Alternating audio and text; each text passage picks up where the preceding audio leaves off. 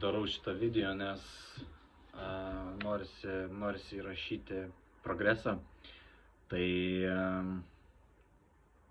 vakar prasibėgau 30 minučių lauke, pirmą kartą ilgas bėgimas, bėgau 4,6 km, pasiruošimas maratonui, bet dar nėra trenerio, nes rekomenduoti treneriai yra užsiėmę, eilė 20 žmonių.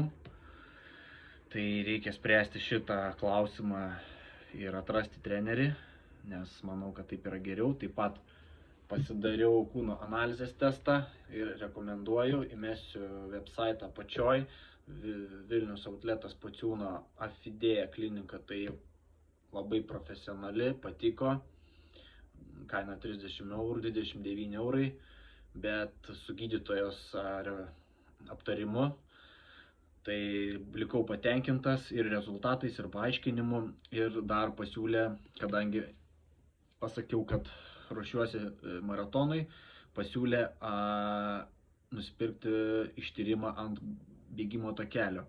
Tai būtinai šitą padarysiu. Tai va, tai ką, pradėjau rašytis tikslus, kol kas yra 6 tikslai, kiekvieną rytą, jau 5-6 dienas susirašinėju. Tai toliau medituoju, grįžęs po darbo 20 minučių, tokią meditaciją turiu, labai patinka, labai liuks. Tai tiesiog toks refreshas po darbų, žinot, visą dieną grįžti, toks gal aptingęs, gal kažkaip, o po meditacijos tai tiesiog atsigauni ir žvalus, toks impulsas toliau veikti, toliau daryti. Tai va.